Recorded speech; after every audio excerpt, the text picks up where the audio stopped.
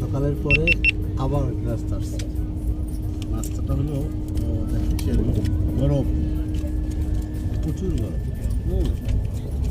গরমে ডিম, সবজি, সবজি আর বাটার আর ব্রেড।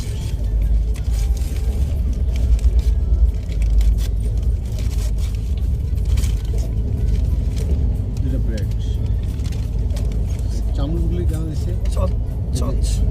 বাটার দিয়া খাওয়ার জন্য। আর আছে চস, যে যেটা খায়। এটাই মনে হয় শেষখানা ট্রেনের।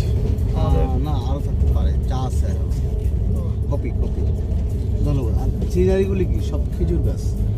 আপনার না মরুভূমি, না সমতল, না উঁচু। এই জায়গাটার নাম